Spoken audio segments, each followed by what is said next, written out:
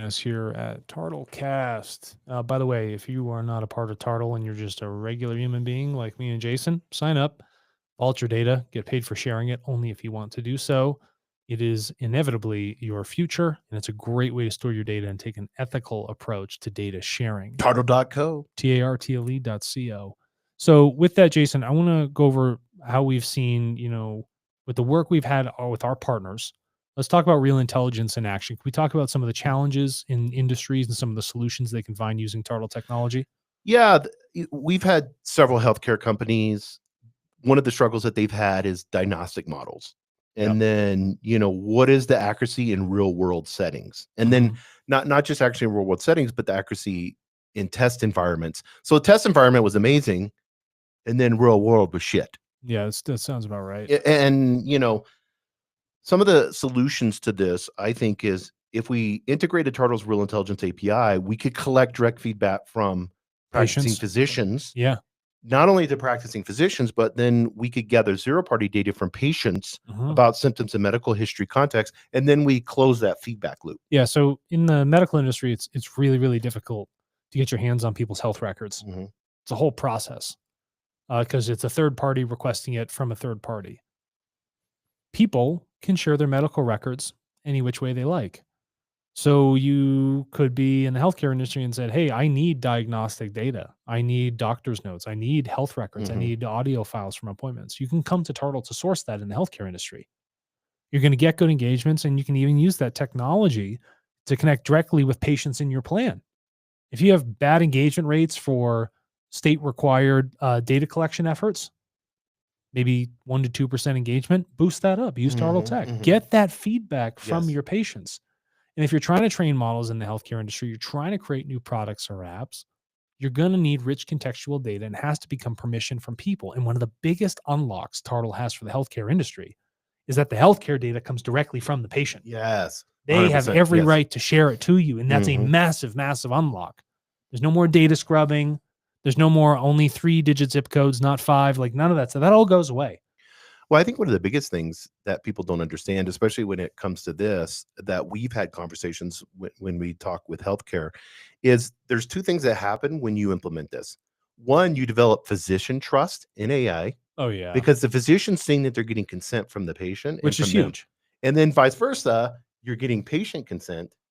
So what type of trust did you just build? And how valuable is that? And you did it all with accessing data.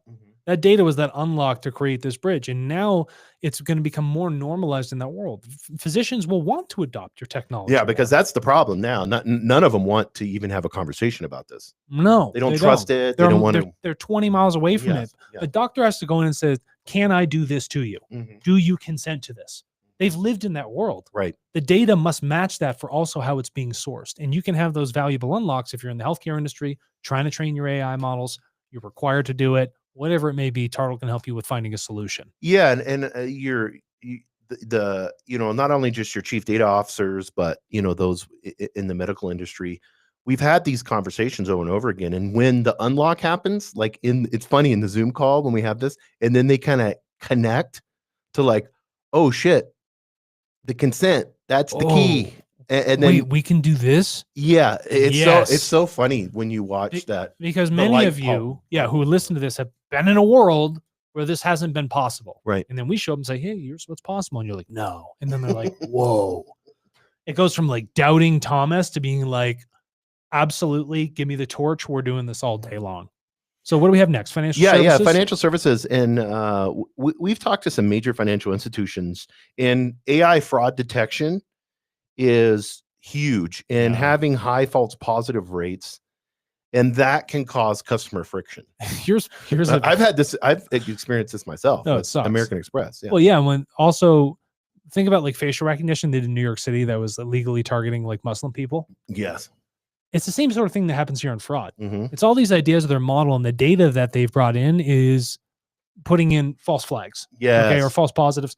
And what you're going to find here is that if you ask people, this is cool. If you start to collect data on how people lie or how they would be fraudulent, yes, you're starting to train the model. You're starting to see a lot of cool things, but much of the fraud detection stuff deals with time on page, where you're clicking, how you're scrolling, how you're actually interacting with it. But just because the way I interact with something doesn't necessarily make someone fraudulent. Yes. Some people could be inquisitive. Right. Sometimes when I use a page that is in like financial services, because I'm inquisitive and looking around, I get marked as fraudulent.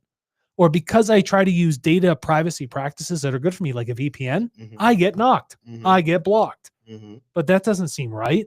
Again, it lacks that context. So you can actually reduce these false positives. You can get that data from people. You can help them train your systems to be more robust and accurate when something is truly fraudulent. Yeah, and it's more than just transactional patterns.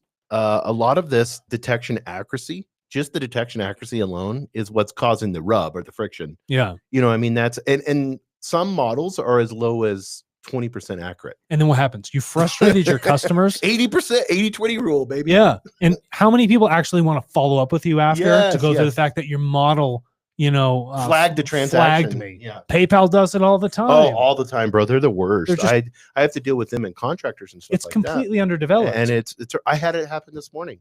They wanted my social security number. Yeah. How many times do I got to give you a social security number? Yeah, exactly. And I should be permissioning to you when choosing when I give it to you. And if you want any more data to help train your system, ask me for it. Yes. Give me a PayPal benefit. Why am I giving you my social security number for free? Oh, you know what I mean? It's like the list goes on and on with that. And then let's finally get into some e-commerce. This is because we have a lot of online retailers. What's even getting bigger, like TikTok Shop has become this live shopping. It's like QVC. Have you heard about this? You're educating me. TikTok has a shop. So TikTok Live now. Okay. Remember how QVC? Remember Grandma? Oh, you watch it late at night. And the jewels are spinning on the table. That is happening on TikTok now, and it is taking over. Billions of dollars people are going crazy because you got to think how many content creators are getting creative with this live shopping. You know what I mean? Yeah, I get it. So it's not QVC. And it's cool because it's like individual content creators are creating this live shopping. But I mark my words, within a year, Gary Vaynerchuk was talking about this too. Within a year, it's going to be the number one thing. I don't really. Can you help me understand this a little bit more with the live shopping? What do you mean? Yeah. So we could go. So let's say we wanted to go on to. Let's say we had a product, right? And we wanted to go on TikTok. We could do what we're doing right now and show the product and talk about the product, and then people would start buying it. And do I get an affiliate from it? No. You get all the money from it. You're just you're saying if it's my product, you're just using the platform, and then TikTok is drawing people to these live. Like you're scrolling, and then all of a sudden there's a video that's live. Thank you for the education. Yeah. And so it's the same as QVC, but it's QVC. It's QVC on TikTok. It's more nichey, as far as it's not telling you like what you should buy. It's saying you've looked at these other things. Their algorithms like TikTok, you need to come to us. We need to have a conversation with you. So e-commerce, online retailer recommendation engines. Most of them are single digit, maybe 20% click-through rates. Horrible. Despite using extensive historical third-party data for decades. What does it tell you? What's that tell you? People don't want to buy the same shit. No. You don't actually know what they want to buy. You are It's also guessing. that data that you spent hundreds of millions of dollars on this shit. It's not doing you any good. What's that percentage? Yeah. Nice job. Yeah. You imagine all your losses that you have to accrue back. Think about that. Well, it makes you look like an idiot to the consumer too. Yeah. Because I get this all the time. And it's so funny. It's like these major e-commerce retailers will send me a women's email. I get them all the time. It's like, I don't want to call out one, Nordstrom, which I like. And we purchase a lot of stuff from Nordstrom. And it's like, why would you send me? Dude, Lululemon. Send it to my girlfriend. Lululemon does this to me all the time. Guys, I don't want yoga pants. I have no desire. Yeah. And I'm certainly not buying them for my wife because I'll buy the wrong one. Yeah, exactly. 100%. I'm not doing like shoes and all that stuff. Here's my credit card. Go do it on your own. But don't send me high heels. Stop advertising to me. I'm not who's the FBI guy that did that? What was his name? Hoover. Yeah, thank you. Yeah, I'm not J. Edgar Hoover. But think about it. It's lacking context. Yes. You don't really know what I want to purchase, why I'm purchasing it, who it's being purchased for, and when I intend to purchase. Yes. All those things are wrong. That's why less than 1 in every 5 hits. It's usually worse than that for you. Well, the cool part is TARTLE has a solution. It's called TARTLE Data Vault Connect. Oh my gosh. And it authenticates user feedback. This is so cool. Guys, on your e-commerce website, when people sign in, you can offer them the option to sign in with TARTLE, and that'll give you a stream where you can actually source all this unique feedback and rich contextual insights and train your model or give them products they actually care about. And all of it's consented. It's completely consented. Yeah. You can put have on a your website consenting user. totally free. And guess what? Anytime they monetize their data, when you put this button on your website, you get money. So here's what happens that we've seen with e-commerce sites. Click-through rates are increased. Cart abandonment is reduced. Yeah. Customer lifetime value, that's huge. Up. That's Not only huge. Rev share with TARTLE, up. Yeah. What does it cost you? $0. All you got to do is put on your site. And product return rate decrease. It's awesome. That's a huge thing. I was talking with somebody the other day, and they were talking about their sales reps. And then their big deal was, their sales reps are being too pushy. And so what's happening is people buy it and bring it back. And people are buying it and bring it back. Makes sense, because they didn't really actually want to buy it. Yeah, exactly. Yeah. So you can have that conversation with the consumer. I want to get into lastly, media companies and content personalization. Yeah. Seasonal trending content. How do you adapt to that? You can only do it by actually getting data directly from people. Mm-hmm. That's the only way to do it. If you can connect with their data streams, their context, Mm-hmm. that's the only way you can adapt. There was a business that came out 7, maybe 8 years ago. And what they wanted to do was use early machine learning to say that if Jason has a color preference, you're wearing a red shirt today. If Jason has a color preference of red, I'm only showing him ads that are red.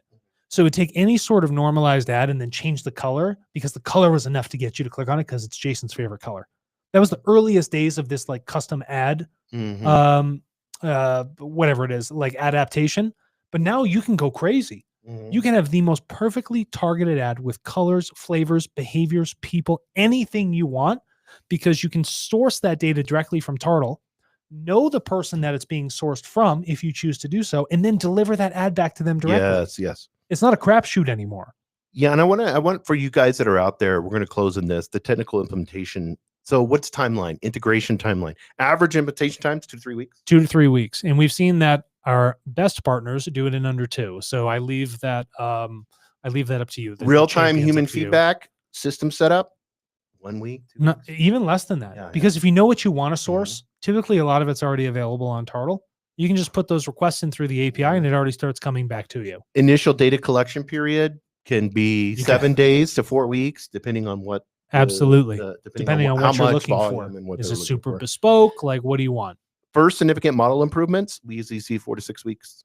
Yeah. And when you're going to train a model or start something up, by integrating with TARTLE, say you use Data Vault Connect, right? If you're a commerce system, if you're B2C facing, but you're also training AI and you're using real intelligence, both of those things kind of feed into each other, and it's going to give you a massive benefit, because not only are you tending to what the consumer needs, meeting them with trust and consent, and you also get a rev share from it. But when you come into TARTLE, you have this really unique pipeline that you can always feed back into and reintegrate with these people. And if they leave your site, you can still get data from them on TARTLE. Why did they leave? Yeah. Why are they shopping somewhere else? 100%. You don't know anything other than the fact that your competitor is making more money than you from the same customer.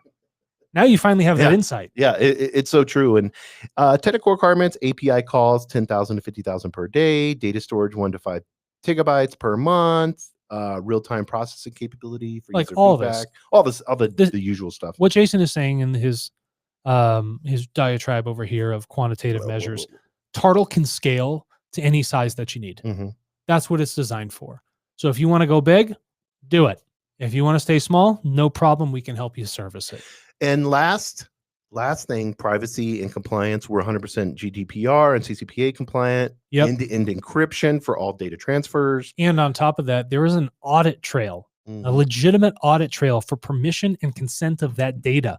The smallest piece of data. Granular. Yeah. It's incredible. No other place does this. You can bring this back to any legal team, anybody that brings you into court. If there's questions about it in the future, you can say, here's the audit trail. Here's the proof. Here's when these people consented to doing it. Here are the signatures for it. All of those things are in place. It's dynamic. It's evolving. Yeah. It's the ecosystem. It's the ecosystem of the future. Be a part of it. Be a part of it. We are all super happy for our partners that have recognized it and the light bulb went on. And we're looking forward to more of our future partners having that light bulb turn on for them. Thank you very much for joining us today on TARTLEcast.